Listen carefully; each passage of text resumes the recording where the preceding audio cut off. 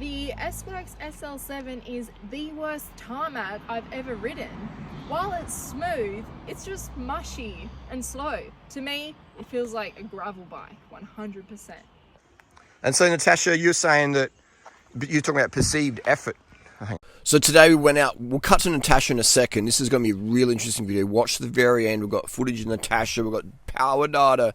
We've got the works. This is the test we did today. We're at Waterfall Gully Road. Local climb here. I've never actually gone full gas up here on Strava. I don't know why. I ride up it a lot just to go to the running trails, but I've never actually gone full gas up here. Maybe one day we'll do it. I guess because it's just such a fast climb. It's only 2.6%. It's, generally the fast times are done in a big bunch, so I've never really, just doesn't faze me. Anyway, we did it today. We did it up there. We used the GP Continental 5000 tyres. We ran 90 psi both bikes. We just sat in the hoods. I tried to keep my head position around the same as both bikes. We both stayed in the saddle. So we kept the variables. We rode sort of side by side, like a gap, so there was no drafting, etc. I stayed in the left both laps, Natasha on the right. So we kept things really, jersey zipped up, etc. Things really, really consistent. And the winds, the weather was, within a few minutes of each other. So the variables are pretty consistent. And the SL7, man, is so slow. So slow, but thankfully, I don't know why this video took me so long to make. We've got the proof, we've got the data. We'll show the data at the end. Let's just hear what Natasha says. All right, now guys, if you know, over the years, all my girlfriends look incredible. They get addicted to cycling, and the secret is get them on a really nice bike.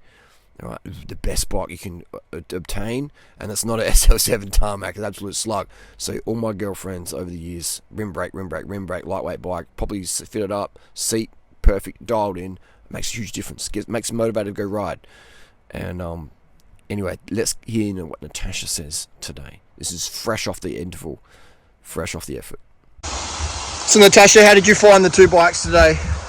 Well, the first one was so much easier than the second. So your first bike being your pink bike versus SL7, yeah? And I don't know if that's because on the second lap we were going faster, or if that's just the need to put out more power on the SL7. Hard to say because my power screen wasn't showing on the setting because I was using your screen. But you didn't have it on the screen, I told you. I had it on watts, but not average lap watts. So I was just sort of trying to sit on 260. But for me, it felt about the same perceived effort. But for you, you were struggling to hold that position, weren't you? You felt it was a lot harder on the SL7? Yeah, I really had to put my mind to it to not back off. Yeah. It was a lot harder. So we just finished, you're still breathing a bit. I was breathing so much harder on top of that. Yeah. I think, I don't know. I guess we don't know until we upload the ride. Yeah, we'll upload the ride and then go from there. But perceived effort on the SL7, harder? Yeah, that was like, I'd say an 8 out of 10. Yeah, so for me, both efforts felt like a sort of 6. So I felt like an 8 out of 10, and on the Pragma, it felt like a 4 out of 10. Really? So big difference for you. Absolutely. I was just trying to ride perceived effort and look at the watts when I get home. But when I was riding the SL7, apart from worry about the forkers going to snap on me if I hit a bump, the extra spokes, like not many spokes in that front wheel was DT Swiss. There's also a DT Swiss Revale. There's a lot more spokes here in the rotor.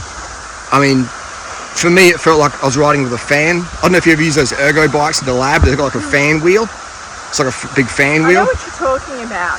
It did feel a bit less stable and wobbly, if I'm honest. It's more flexy, the SL7. Well, yeah, This is S-Works SL7. Like, when I pull out my gin bottle from my Pragma, the bike's so rigid. Yeah. And just it sits in one spot. Aggressive. Yeah, aggressive. And I was pulling my bottle out of the SL7, and my hands, the bug on my eye, my hands on the bars were going like that. Yeah. Yeah. It does have different angles, a bit more twitchy as fifth vibe, but it is much more flexy. Mine was so itchy. Yeah. We literally just finished the session, so I thought I'd get Natasha's raw vibes of the S-Works SL7 versus the Pragma Glycogen. And what I like about these bikes is you can really fine tune your setup. Look, we've got an old S-Works post in there, slammed it forward, but this if you want to slam it forward, you got to buy a whole new post. It's about $300 to $400 in Australia here, so it's harder to fine tune your setup. At least it doesn't have one-piece bar and stem, which is a pro. So Yeah, so if you had to do a time trial, which bike would you choose? The $20,000 Australian S-Works SL7 or the old Pragma? I'm thinking the Pragma because Why? I felt like I got on a gravel bike Yeah. because the Mushy bike and was so soft. wide and I was sitting so far back. It was just not aggressive at all. Yeah. And where that bug was is burning. This is raw footage here. No jump cuts, but not to be haters are Specialized. We've got other Tarmacs in the fleet. You prefer to ride those in the SL7 Yeah, like the SL2, and the 4 3 and 4 Yeah. I've ridden. and the SL1. You like that, didn't you, when you rode that? SL1, which is that? That black and blue one, the Dura Ace, Oh, yeah. the Chris yeah. King. Yeah, Yeah. that went pretty good. So yeah, okay. So that's your opinion as well. Very good. Thanks, Natasha. So Natasha, yep, action, roll it. You were talking about perceived effort then. Yeah, you said, watts are watts, obviously. But with the perceived effort being higher on the SL7, especially with that geometry, very cruisy, Yeah. then you're less likely to hold those watts because it hurts more. Yeah. And So- plus the extra weight of the wheels, disc brake wheels and stuff. Yeah, so Extra obviously resistance. it would feel a bit better with the same geo as this. Slammed more. Yeah. This is slammed and Yeah. it's quite aggressive and Yeah. this saddle is very forward Yes. because we flipped this seat post around. Well, yes, is a Specialized seat post actually. Yeah, so That's what I love about these 27.2 posts is you can just like really customize your fit. I mean, we're just dialing in her fit as she gets fitter and more flexible. Get some ballet skills back. We're just put that 130mm stem on there today. So you prefer that? Feels good today? Feel like it was all right? yeah, it How- feels much better. How about the bars? You want them rotated down more, or Yeah. you still okay? Yeah. So that's the beauty with like this traditional setup. You can really fine tune. You want more offset. You can flip the post around. Stem. We could flip it up. We can put different lengths on there. Short, little, super cheap because it's non-proprietary.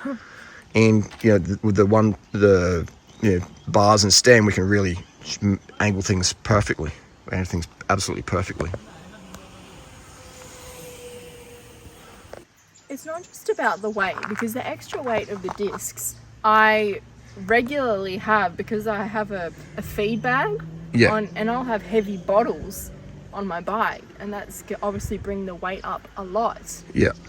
But it still doesn't feel like a disc brake bike. Because you don't have all those extra spokes and rotors and all that junk in the front, junk in the trunk. So the weight's been differently distributed. Correct. But it still doesn't feel like the disc brake road bike.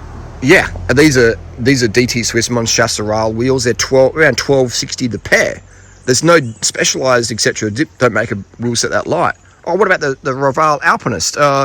This is including the braking surface 1260. Yeah. With the Alpinist, you got to include the rotors. That's the braking surface. So that's about almost 1,500 grams. So you got a 1,500 gram wheel set versus these 1250s, 1260. So there's people like, it's like, come on, you got to add the braking surface. Oh yeah. Let's just cut the rim out of here. I was gonna ride no brakes. Yeah, let's just count the spokes and hub then if we're gonna discount the braking surface. Oh, yeah. It's like people that clack me up. They fall for the marketing hype. But I reckon we can rotate those levers down. Is that what you felt though? You felt your wrist was too cocked? Yeah. Too cocked today? Yeah. All right, done deal. Let's go change that now. And last question, Tasha, if you had a choice, if you walked in the bike shop today, of all the bikes you've ridden in the last 3 years, you've ridden more bikes than most women in the world have. Yeah. Even pro riders don't get to ride as many bikes as you do That's because they have true. sponsorship, sponsor obligations. If you had to walk into a bike shop today and get a free bike, would you go rim or disc road bike? Rim. Rim. Why is No that? question about it. No question. Just because it feels better. Because it's lighter, feels more aggressive, and just feels better. Just feels better. Ditto. Okay, here is the data. This is the wattage analysis SL7. This is the Pragma glycogen. You can see up there. We'll just move this little light here. 267 watts, 930. All right, so I'm just cruising. I'm not going full gas. I've actually never gone up Waterfall Gully full gas. Some of my times are pretty chill up there. And then I swapped to bikes. I did the SL7, 1006. For 5 watts less, I went 36 seconds slower. So the SL7 S-Works, what I've been saying, is a slow bike. Too many spokes at the front, not aero enough, massive wind resistance at speed.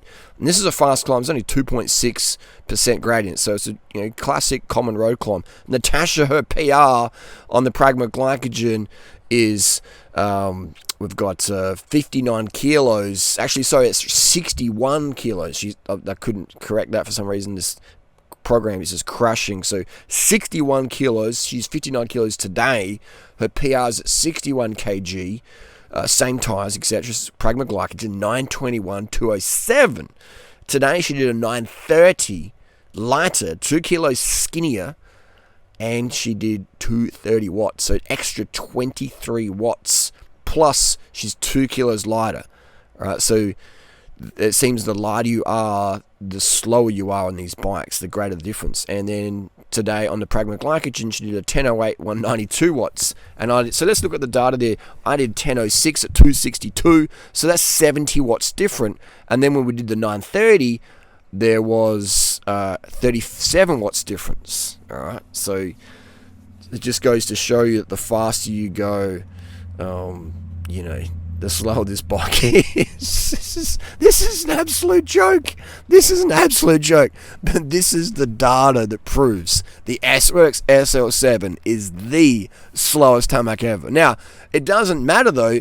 If the whole peloton's riding slow disc brake bikes, it doesn't really matter, does it? It doesn't matter. If you've got 5 teammates, if Quickstep's got 5 teammates and Team Sky's got 1, then 5 versus 1, 5 wins. Unless it's like Pogacar or Chris Froome in the day. So it's like, I'm just saying though that like the peloton's bikes are so much slower now. It's like you have to do more drugs just to push the same speeds. It's hilarious. It's an absolute joke. The SL7 Tarmac is a disgrace of a bike if you're talking speed. All right? If you want kudos in the S-Works Club on Facebook, then yeah, get the SL7 Tarmac. I can't believe it. This bike is so slow.